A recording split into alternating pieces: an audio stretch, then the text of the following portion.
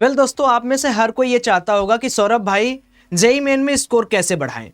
अब JEE main हमारे बहुत करीब है, जेईई मेन की डेट आ गई है, एग्जाम के 30 दिन बचे हुए हैं और सवाल दिमाग में ये आ रहा है कि क्या हम जो पढ़े हैं वो एग्जाम में आएगा या नहीं आएगा, और अगर एग्जाम में आएगा तो क्या हम एबल हैं कि उन प्रॉब्लम्स को सॉल्व कर पाएंगे या नहीं कर पाएंगे एग्जाम में।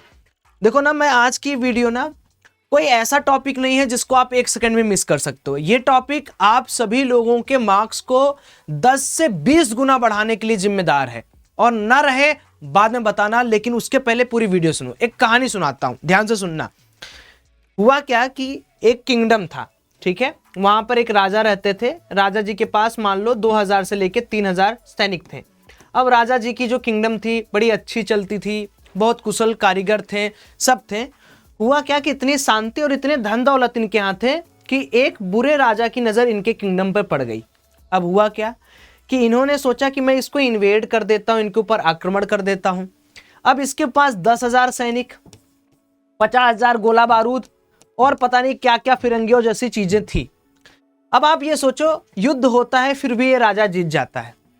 अब आप में से बहुत सारे लोग यही कंडीशन में होंगे कि यार मैं भी हूं जिनके पास सिलेबस हमने कम किया है, सौरभ भाई हमें चीज़ें कम आती है, हमारा तरीका थोड़ा सा कैजुअल है, हमें उतना ब्रिलियंसी हमारे पास नहीं आई है, और ये टॉपर है। अब टॉपर आप पे आक्रमण जरूर करेगा, लेकिन डिपेंड ये करता है कि क्या आप आज के इस कहानी से जो मेथोलॉजी में आपको देने वाला हूं उसको अडॉप्ट कर सकते हो। अब इस कहानी में ट्विस्ट कहाँ है? आपके दिमाग में सवाल चल रहा होगा कि अरे ठीक है यार, इसके पास इतनी सारी चीजें, ये राजा जीता तो जीता कैसे? तो इस राजा ने 2 चीजें ऐसी की जिससे इनको जीत मिली। सबसे पहली क्या है कि भैया देखिए, जब भी किसी भी किंगडम के अंदर आक्रमण होता है तो जो आपके दुश्मन रहते हैं वो शेल्टर्स हाउस बनाए रहते हैं आपके नगर में या आपके राजमहल के आसपास। तो अब इस राजा को पता चल चुका था कि भैया मेरे पास तो 2000 से 3000 सैनिक ही हैं, अब जो करना है इसी में करना है। तो इन्होंने क्या किया, उन 2000-3000 सैनिकों को केवल ये कहा कि भाई देखो, हम तो हैं लिमिटेड, पढ़े तो हम लिमिटेड हैं, हमें आता लिमिटेड, हमारे पास ब्रिलियंसी कम है, लेकिन जितनी है उसमें जोजार लगा दो। और इन्होंने क्या किया, रात को आक्रमण करके, बैक से आक्रमण करके, धर्म उर्म भूल जाओ, और बहुत सारी चीजें, जैसे किसी को तीर चलाना आता था, किसी को बंदूक चलाने आता था, किसी को तलवार चलाने आता था, किसी को कुछ आता था, जिसमें ये लोग माहिर थे उस चीज को ये लोग किए और विजय हासिल किए। रात को करना पड़ा, छल से करना पड़ा, चाहे जिस मापदंड को अपनाना पड़ा, इन्होंने जीता। सेम जेईई के एस्पिरेंट के साथ यही हाल है मेरे दोस्तों। देखिए, आप में से कुछ बच्चे एवरेज होंगे, कुछ बच्चे एकदम गधे होंगे, गधे मतलब एकदम गधे, उनको अभी पता ही नहीं होगा कि जेईई मेन के एग्जाम होने वाला है, और कुछ होंगे टॉपर। तो टॉपर के लिए तो ये हो गया कि भैया ये शांति से गए, शांति से पेपर देके चले आए। बात यहां पर फंस जाती है कि भैया हम कैसे आगे बढ़े, क्योंकि हमारे पास सिलेबस लिमिटेड है, हमने पढ़ाई लिमिटेड की है, हमें प्रॉब्लम सॉल्विंग लिमिटेड आता है, हम ज्यादा तेज भी नहीं है, ज्यादा तर्राक भी नहीं है, हमारी ब्रिलियंसी कम है, तो हम क्या करें? अब यहीं पर आ जाता है फर्स्ट थिंग, क्या आप दूसरे रिसोर्सेज के खोजने में बिजी रहोगे? दूसरा रिसोर्स मतलब क्या? Crash course, test series, coaching, किसी भैया भाभी का नोटबुक देख लूं, ऐसी चीजों में व्यस्त रहोगे? या सेकंड चीज है, उस राजा की तरह करोगे कि जितने भी रिसोर्सेज आपके पास हैं उन रिसोर्सेज को दोहराओगे। जब मैं यहां पर दोहराने की बात करता हूं, यहीं पर आ जाती है मेरी सबसे बड़ी वेपन जिसको यूज करना है, दैट इज पीओएस, ठीक है, जिसको हम कहते हैं पावर ऑफ सेलेक्टिव स्टडी।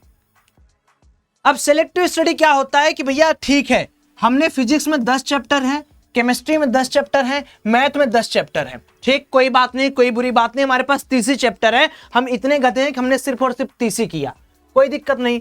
सबसे पहले अपने आप से पूछो कि क्या अगर मैंने 30 किए, चेकलिस्ट बनाओ, क्या मुझे सारे फॉर्मूले याद है? सेकेंड, क्या मैंने 10 चैप्टर के सारे नोट्स बनाए हैं? तीसरा, क्या मैंने सारे के सारे पीवाईक्यूज करके रखे हैं? क्या मैं इंटीजर बेसिस पर इनको ट्रैक कर पा रहा हूं, इसके इंटीजर क्वेश्चंस को? ये 4 चेकलिस्ट आपको बना के रखनी है। फॉर्मूला याद है, नोट्स बने हुए हैं, पीआईक्यूज हुए हैं, इंटीजर हुए हैं। अब इन चारों को क्लब करके दोस्तों, जो आपके पास 15 से 20-25 दिन बचा है, उसको आपको डालना है पावर ऑफ सिलेक्टिव स्टडी। ये क्या होता है? इसको कहा जाता है दोस्तों रिवीजन टेक्निक। अब बहुत सारे लोग सोचेंगे कि ये कौन सी नई बात है, रिवीजन कौन सी नई बात है, लेकिन सारा का सारा जो खेल छुपा है ना रैंक का, वो इसी पर्टिकुलर जाल में छुपा हुआ है। कैसे समझो? मान लो कि तुमने पढ़ा Newton's laws of motion, kinematics, सब कुछ पढ़ लिया, और जैसे जैसे एग्जाम पास आ रहा है आपको ना फॉर्मूला याद है, ना आप प्रॉब्लम सॉल्व कर रहे हो, ना तो आपको पता है किस चैप्टर के अंदर था क्या। तो अब सबसे बड़ी समस्या जो जेईई एस्पिरेंट करेंगे, वो नए नए टेस्ट खोजेंगे, नए नए भैया को खोजेंगे, नए नए मोटिवेशंस खोजेंगे, नए नए सोचेंगे गेस्ट पेपर मिल जाए, लेकिन सारा खजाना रिवीजन में छुपा हुआ है। रिवीजन कैसे करें? ध्यान से सुनिएगा। अगर मैंने यहां पर पावर ऑफ सिलेक्टिव स्टडी को रिवीजन का नाम दिया है, तो रिवीजन करने का सबसे पहला तरीका है कि आप अपने नोट्स देखो। नोट्स के अंदर दोस्तों याद रखना कि हमेशा नोट्स आपको किसी को प्रेजेंट करने के लिए नहीं मिला है कि नहीं आप उसको दोगे। नोट्स पे आप कलम से, पेंसिल से, जो भी आपको जैसा लगे आप उस पे हाईलाइट करो, गोचो गाचो कि ये पार्टिकुलर पार्ट मुझे समझ में आ गया, उसको वहां पर लिखो। दूसरी चीज है प्रॉब्लम सॉल्विंग से। बहुत सारे बच्चे रिवीजन का मतलब सोचते हैं कि कंबल में बैठ जाऊं और कंबल में बैठ के सिर्फ फॉर्मूला रटू रिवीजन हो गया। नहीं, रिवीजन का मतलब जैसे आपने एक आप काम कर सकते हो। आपने क्या किया कि भैया फिजिक्स उठाया, केमिस्ट्री उठाया, मैथ उठाया, ठीक। अब आपको क्या करना है? फिजिक्स केमिस्ट्री मैथ उठा लिए, 2 घंटे का स्लॉट, 2 घंटे का स्लॉट, 2 घंटे का स्लॉट, बैठ के आपने क्या किया कि 3-3 चैप्टर के कर करके उनके प्रॉब्लम को सॉल्व करना स्टार्ट कर दिया। सबसे बड़ा रिवीजन ये है। तो अब आपके ऊपर ये डिपेंड करता है कि आपका नोट्स और आपका problem solving skill revise proper हो रहा है या नहीं हो रहा है, वही रैंक बनाएगा। देखो मैं चाहूं यहां पर आपको अलग अलग भाषा में बता सकता हूं कि नहीं यार ये टेस्ट करो, ये क्रैश कोर्स करो, यहां से आपके नंबर आएंगे। नंबर वहां से नहीं आएगा। नंबर आता है दोस्तों कि अगर मैं कमजोर हूं, तो क्या कमजोर होने के साथ साथ मेरे पास कोई स्ट्रेंथ नहीं है? ऐसा पूरी दुनिया में कोई व्यक्ति नहीं बना होगा, हर कमजोर के पास कुछ स्ट्रेंथ होता है। आपके पास क्या स्ट्रेंथ हो सकता है कि मुझे मेमोरी अच्छी है मेरी, आप फॉर्मूले याद कर सकते हो, कॉन्सेप्चुअल सवाल जेईई मेन में कर सकते हो। आपका पार्ट स्ट्रांग है कि यार मुझे रटने की विद्या नहीं आती, आपका केमिस्ट्री वीक हो गया, मैथ और फिजिक्स में मैं अच्छा कर लूंगा।